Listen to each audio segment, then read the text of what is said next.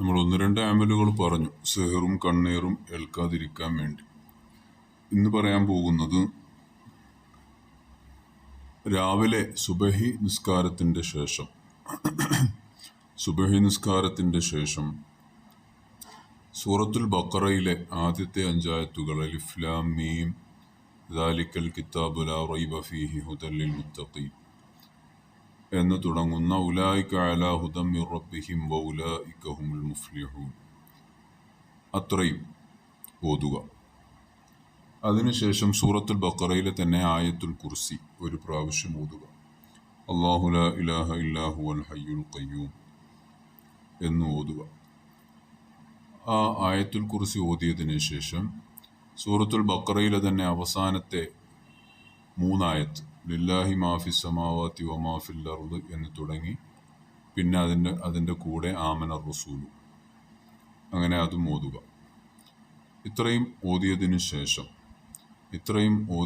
ശേഷം ഒരു ചെറിയൊരു ഗ്ലാസ് വെള്ളം, നമ്മളെന്നും ഉറക്കം ഉണർന്ന് വെറും വയറ്റിൽ ചെറിയ ചൂടുവെള്ളം കുടിക്കൽ നല്ലതാണ്. നബി സല്ലല്ലാഹു അലൈഹി വസല്ലമ തങ്ങൾ അതിൽ വെള്ളത്തിൽ തേൻ മിക്സ് ചെയ്ത് കുടിക്കുമായിരുന്നു എന്ന ഹദീസിൽ കാണാം. അപ്പോൾ രാവിലെ വെള്ളം കുടിക്കലാണ് നല്ലത്. അപ്പോൾ അതിനു വേണ്ടി ഒരു ഗ്ലാസ് വെള്ളം, ആ വെള്ളം എടുത്തു വച്ച് ഈ ഓതിയത് അതിലേക്ക് ഊതുക. നമ്മൾ ഓതിയ ഈ സൂറത്തുൽ ബഖറയിലെ ഇത്രയും ആയത്തുകൾ അതിലേക്ക് ഊതുക. അതിനുശേഷം സൂറത്തുൽ ഫലക്ക്, സൂറത്തുൻ നാസ്, ഖുൽ അഊദു ബിറബ്ബിൽ ഫലക്ക്, ഖുൽ അഊദു ബിറബ്ബിൻ നാസ്, ആ സൂറത്തുകൾ 3 പ്രാവശ്യം വീതം ഓതി അതിൽ ഊതുക. 3 പ്രാവശ്യം ഊതിയതിനു ശേഷം നാരിയത്തു സ്വലാത്ത് അല്ലാഹുമ്മ സല്ലി സ്വലാത്തൻ കാമില വസല്ലിം സലാമൻ താമൻ അലാ സയ്യിദിന മുഹമ്മദ് എന്ന് തുടങ്ങുന്ന നാരിയത്തു സ്വലാത്ത്, ആ നാരിയത്തു സ്വലാത്ത് 7 പ്രാവശ്യം ചൊല്ലുക. 7 പ്രാവശ്യം ചൊല്ലി അതിൽ ഊതുക. എന്നിട്ട് ആ വെള്ളം ബിസ്മി ചൊല്ലി കുടിക്കുക. ഇതിനു ശേഷം ഇത് ഒരു അമലാണ്, ഇത് പതിവായിട്ട് ചെയ്യുക. അപ്പോൾ രാവിലെ നമ്മൾ കുടിക്കുന്ന വെള്ളത്തിൽ ഇത്രയും കാര്യങ്ങൾ ഊതി ആ വെള്ളം കുടിക്കുക.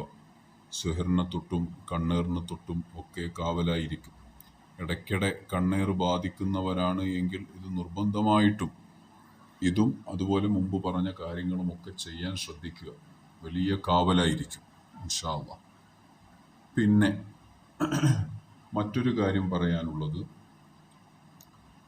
ഔറാദുകൾ നമ്മുടെ വീടുകളിൽ നിത്യമായും ഇശാഇൻ്റെ ശേഷം നിത്യമായും നമ്മുടെ വീടുകളിൽ നമ്മൾ ചെയ്യേണ്ടതും ചൊല്ലേണ്ടതും ആയ ദിക്റുകൾ അടങ്ങിയതാണ് ഹദ്ദാദ് റാത്തീബ്.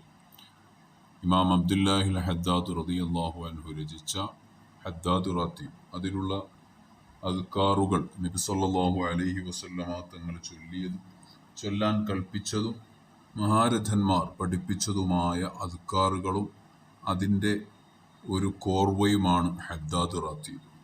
ആ ഹദ്ദാദ് റാത്തീബ് നമ്മുടെ വീടുകളിൽ പതിവാക്കിയാൽ വീട്ടിൽ കണ്ണേറിനെ തൊട്ടും സിഹറിനെ തൊട്ടും പൈശാചികമായ ഷർറുകളെ തൊട്ടും കാവൽ ഉണ്ടാകുന്നതാണ്. നമുക്ക് മാത്രമല്ല നമുക്കും കാവലാണ്, നമ്മുടെ വീടിനും കാവലാണ്, നമ്മുടെ സ്ഥലത്തിനും കാവലായിത്തീരും. എപ്പോഴാണ് ഓതേണ്ട സമയം? ഇശാ നിസ്കാരത്തിൻ്റെ ശേഷം ആയിരിക്കണം ഓതേണ്ടത്. ഇശാഇൻ്റെ മുമ്പ് ഓതിയാലും ഹദ്ദാദ് ശരിയാവും. പക്ഷേ ഈ ഉദ്ദേശിച്ച ഫലം ലഭിക്കണമെങ്കിൽ ഇശാ നിസ്കരിച്ചതിൻ്റെ ശേഷം ഹദ്ദാദ് റാത്തീബ് പാരായണം ചെയ്യുക. ആ ഹദ്ദാദ് റാത്തീബ് ഓതിയതിന് ശേഷം ഒരു ചെറിയൊരു ഗ്ലാസ് വെള്ളത്തിൽ അത് ഊതുകയും വീട്ടിലുള്ളവരൊക്കെ കുടിക്കുകയും ഒക്കെ ചെയ്താൽ വളരെ നല്ലതാണ്, വളരെ ബറക്കത്തുള്ളതാണ്. പ്രത്യേകമായ കാവൽ അത് കാരണമായി ലഭിക്കുന്നതാണ്.